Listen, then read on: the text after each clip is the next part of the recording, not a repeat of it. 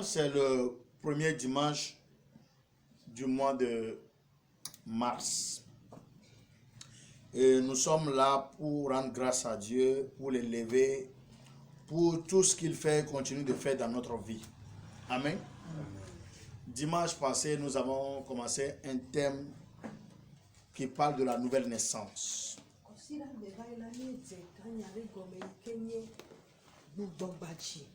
Et normalement, nous devons continuer ce message jusqu'à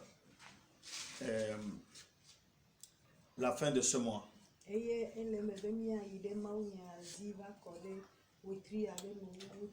Mais bien aimé dans le Seigneur, ce matin, Dieu a changé le thème. Il m'a dit de rester dans le thème du mois.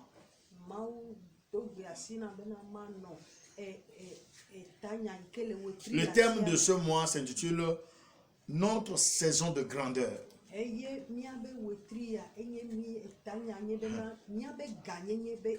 Dieu veut chaque jour cette année manifester son amour envers nous, ses enfants. Il nous a tant aimés, il a livré son Fils unique afin que nous soyons sauvés.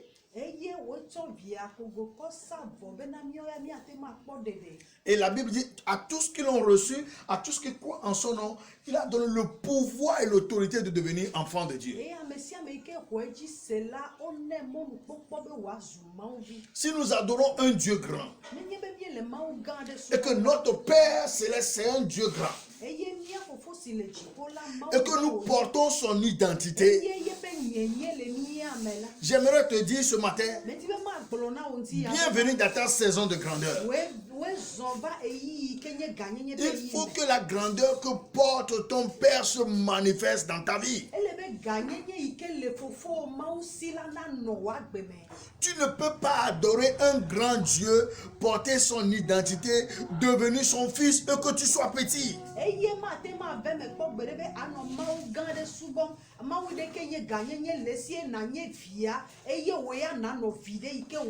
Petit dans différentes choses. Dans le domaine spirituel, tu es petit. Dans le domaine financier, tu es petit. Dans le domaine matériel, tu es petit. Dans ta famille, toi qui es supposé être grand, tu es devenu petit.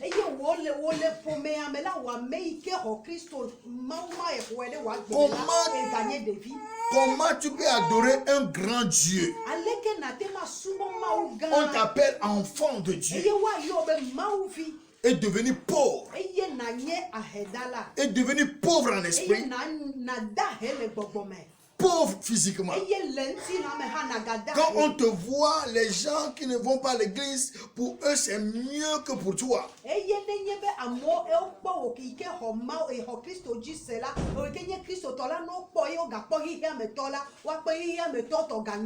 Dieu m'envoie te dire ce matin, au commencement ce n'était pas comme ça. Et ça va changer dans ce mois. Oh, dis Amen. Oh, dis Amen. Praise God. Alléluia. Dans Psaume 11, le verset 21, Psaume 11, le verset 21 dit, relève ma grandeur. Console-moi de nouveau. Relève ma grandeur et console-moi de nouveau. David demande à Dieu de relever sa grandeur. C'est Dieu seul qui a l'autorité d'élever. Alléluia. Il a dit dans Genèse chapitre 12, le verset 2. Genèse chapitre 12, le verset 2 dit, Mando robo shakalababe. Thank you, Lord. Il dit, je ferai de toi une grande nation. Et je te bénirai. Je rendrai ton nom grand. Et tu seras une source de bénédiction.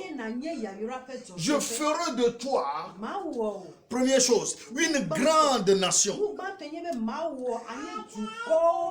Quand la grandeur de Dieu vient dans la vie de quelqu'un, la première des choses qu'on voit à son alentour, c'est la multiplication dans tout domaine. Oh. Je le répète. Quand la grandeur de Dieu vient dans la vie de quelqu'un,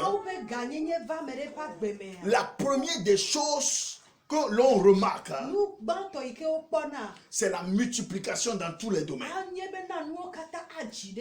Tu ne peux pas porter cette grandeur et produit petit. Presque. Il dit, je rendais ton nom grand. Ce qui veut dire, les gens qui ne te connaissaient même pas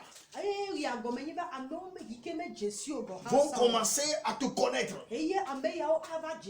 Là où tes pieds même ne peuvent pas aller,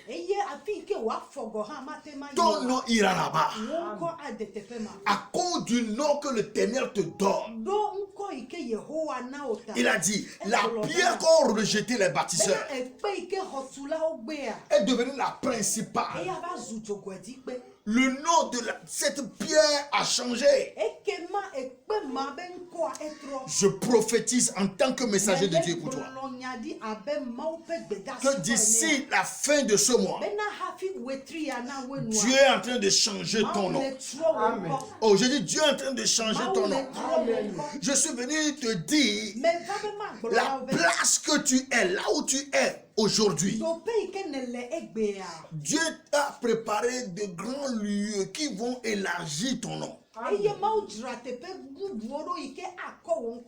Presque. Alléluia. Je rendrai ton nom grand.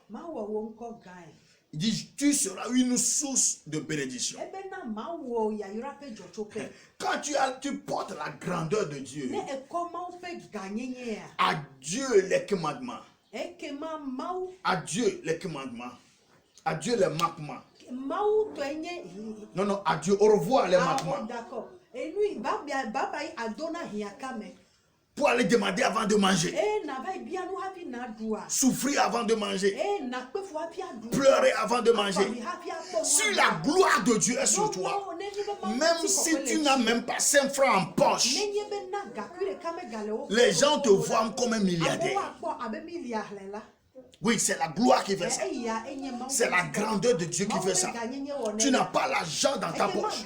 Mais au milieu de tes camarades, au milieu de l'assemblée, au milieu de tes collaborateurs, tu es différent. Tout le monde voit que ça va pour toi. Tout le monde voit que tout va bien pour toi. Tu te demandes qu'est-ce que j'ai. Je n'ai même pas l'argent. Mais tout le monde me considère. Mon frère, sache que la grandeur de Dieu se manifeste dans ta vie. Presque. Alléluia.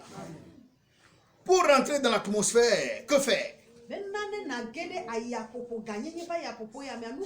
Pour rentrer dans l'atmosphère de grandeur, qu'est-ce que tu dois faire? Parce qu'en question de grandeur, Dieu a sa part à jouer. Toi aussi, tu as ta part à jouer.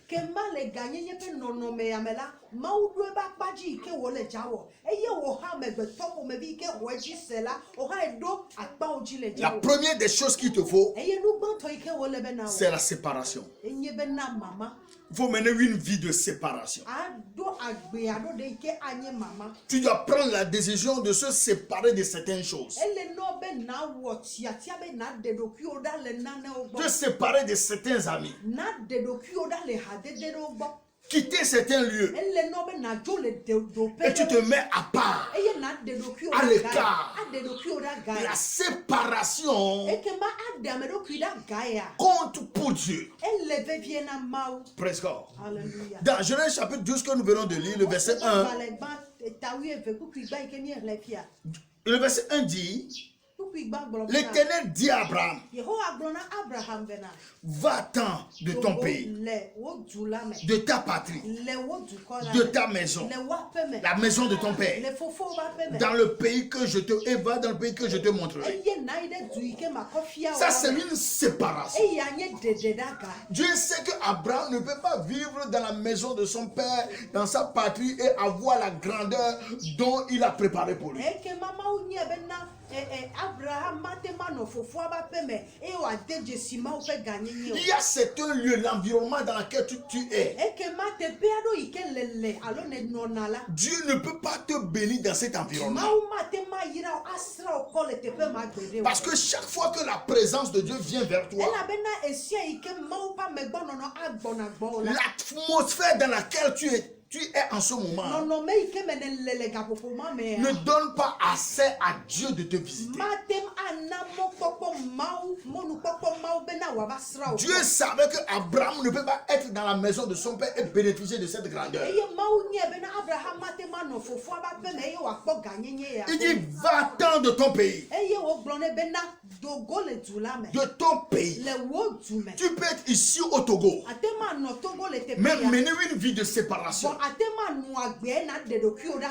La vie de séparation, ça veut dire, tu es au milieu de ces gens, mais ta mentalité, ton raisonnement, ta manière de vivre est différente.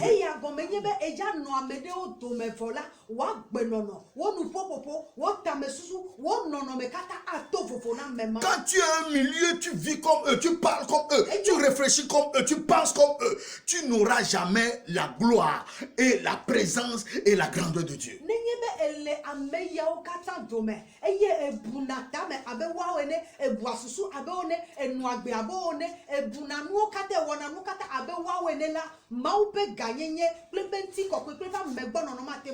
De ta patrie et de la maison de ton père. Si les esprits qui gouvernent les fils de ton père, les fils de ton grand-père, te gouvernent aussi, Dieu ne peut pas avoir une place dans ta vie.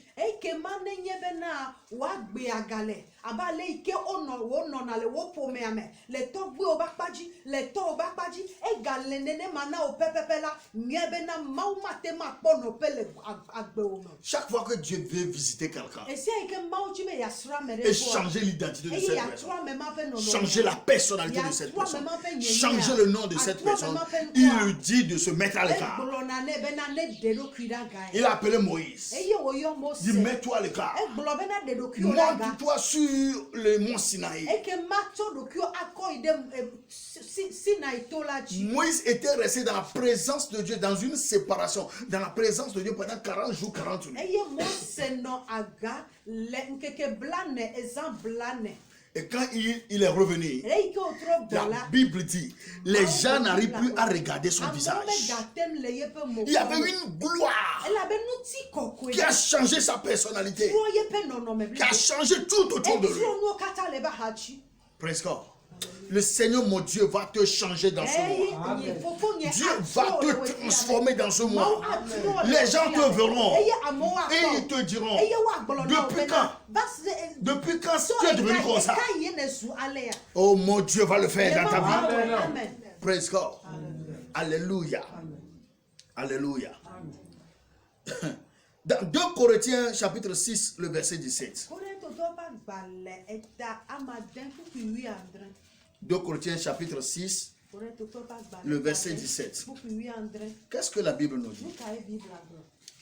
La Bible nous dit, c'est pourquoi sortez du milieu d'eux et séparez-vous, dit le Seigneur. Ne touchez pas à ce qui est impur et je vous accueillerai. Sortez du milieu d'eux. Sortez de leur mentalité. Ne pensez pas comme eux. N'agissez pas comme eux. Ne faites pas les choses comme eux. Ne parlez pas comme eux.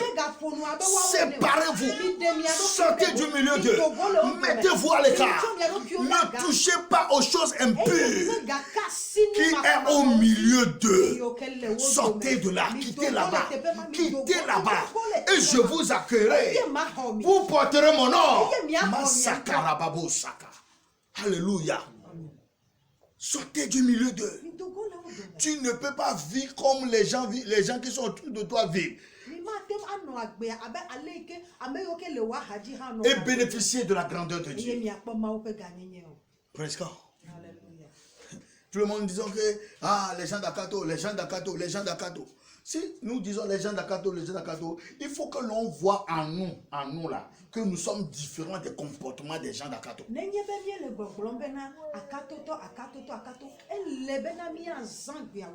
Oh, les Togolais, vraiment, les Togolais, je ne comprends pas. Oh, Togolais, je ne comprends pas. Comment les Togolais peuvent être méchants comme ça? C'est comme ça, les Togolais. Et toi-même, tu vis comme eux. Tu mènes ta vie comme eux. Tu penses comme eux. Les Togolais disent que c'est dur maintenant. Le Togolais dit que c'est difficile maintenant. Oh, on ne sait plus comment on va faire. Toi aussi, tu dis les mêmes choses. Quand est-ce que tu vas révéler la gloire de Dieu? Dieu n'a-t-il pas dit que les faibles disent qu'ils sont forts? Que ceux qui sont malades disent qu'ils sont en pleine forme? Que ceux qui sont pauvres disent qu'ils sont riches? Où es-tu? Où es-tu? Pourquoi tu es de Dieu mais tu parles du langage des gens qui ne sont pas de Dieu?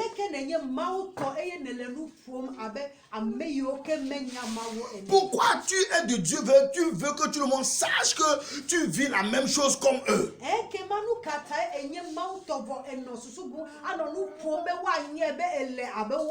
Change ta mentalité, ta manière de penser. Change.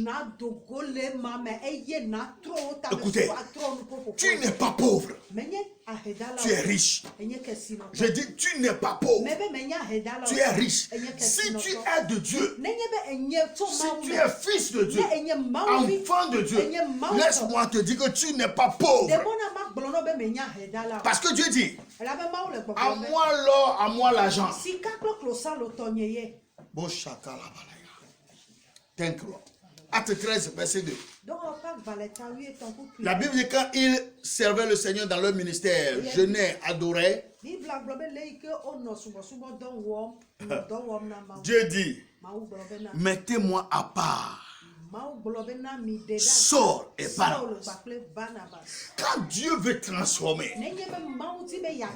il amène les gens dans la séparation. La Bible nous dit dans le livre de Luc, il dit que quand Jésus fut baptisé, l'Esprit de Dieu a transporté Jésus où? Dans le désert.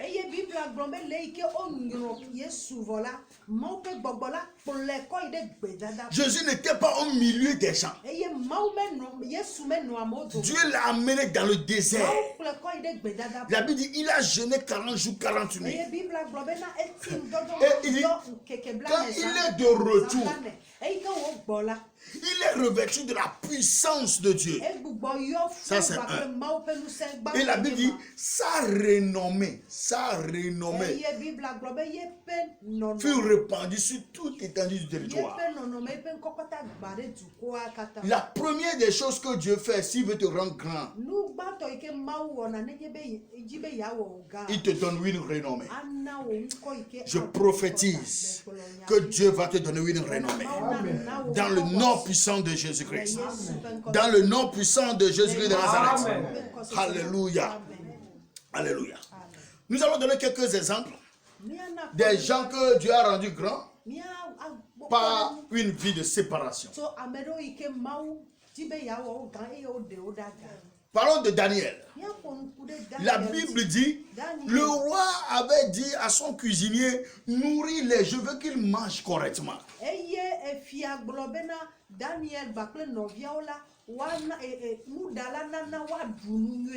Mais Daniel a dit au cuisinier, non. Nous n'allons pas manger ce que le roi mange. Donne-nous seulement de la salade. Oui, nous voulons manger seulement des herbes, des légumes. Le cuisinier dit à Daniel, si vous mangez ces choses, vous allez maigrir. Et le roi va me faire du mal. Mais Daniel dit, teste-nous voir. Nous n'allons rien manger pour nous souiller. Si c'était toi et moi, nous allons bien manger les choses du roi. Il y avait la viande, le vin, des choses là-bas. Nous allons manger. Mais Daniel dit, je ne mangerai rien pour souiller mon corps. Donne-moi seulement des légumes. Ils ont mangé des légumes. Et les gens ont remarqué, ils ont pris forme plus que les gens qui mangeaient de la viande et du vin. Dans la séparation, beaucoup de choses se passent. Il a quitté là-bas. Il est devenu le grand conseiller du roi, l'administrateur. Alléluia. Qu'allons dit de David? Quand je lis l'histoire de David,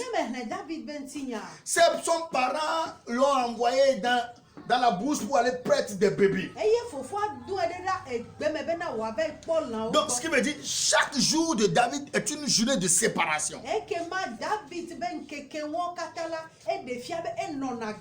Il n'est pas avec la famille. Il ne réfléchit pas comme la famille. Il est tout le temps dans la brousse avec les animaux. C'est là Dieu est allé le distinguer.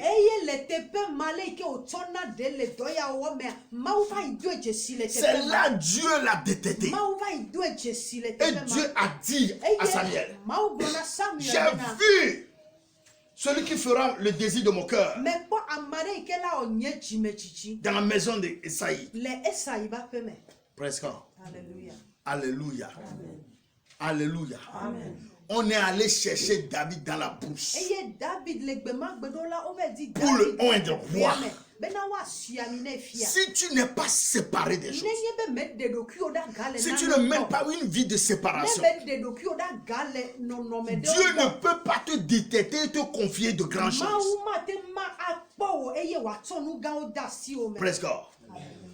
Presque. Quand on nous dit de Joseph, Joseph a eu des grandes visions. Il avait dit à ses parents, ils se sont énervés contre lui. Mais il aime la famille. Mais Dieu avait provoqué une situation de séparation. Il a écarté de la famille. Il a amené dans l'esclavage. Dans la maison de Potiphar, Joseph vivait encore dans le confort. Vivait dans le confort. Mais pour faire accomplir sa vision, faire monter sa renommée et le nom de Dieu, on l'a mené en prison. En prison. Et c'est dans la prison, dans la séparation du confort de la maison de Potiphar.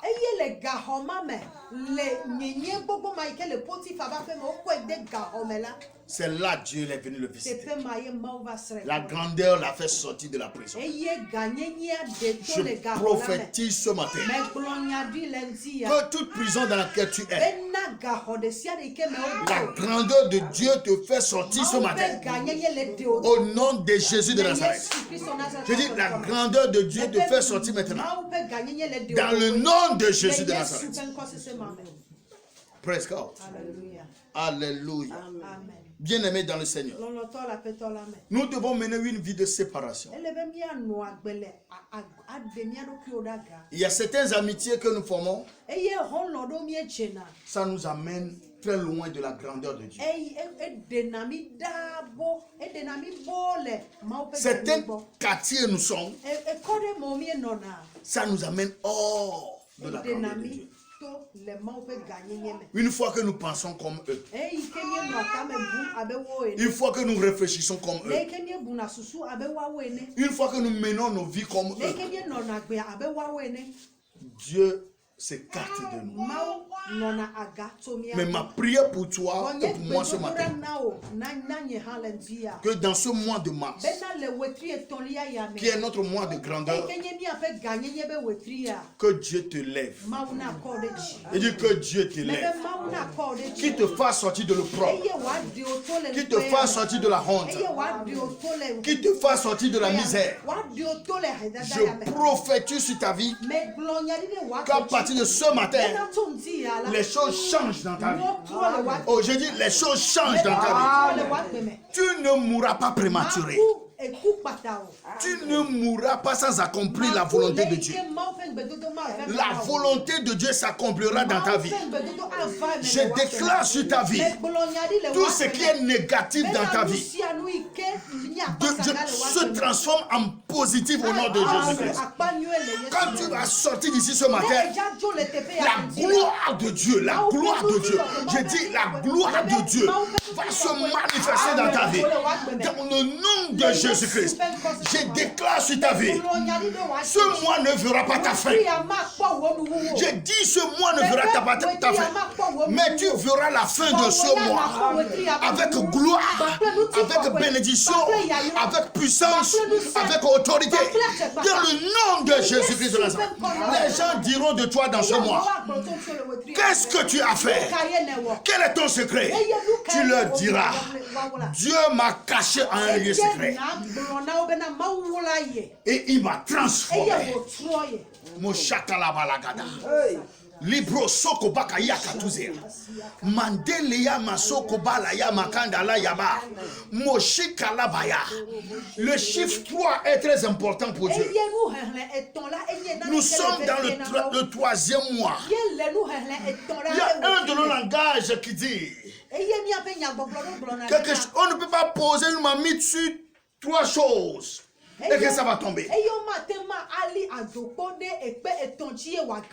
Je prophétise plus de chèques pour toi dans ce mois.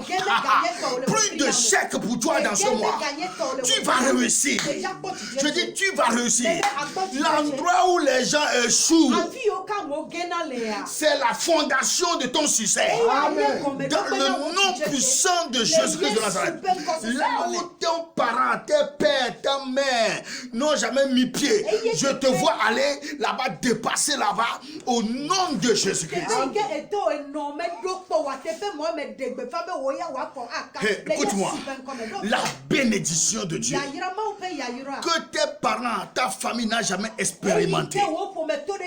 Si Dieu m'a appelé, je déclare sur ta vie, tu vas expérimenter ça.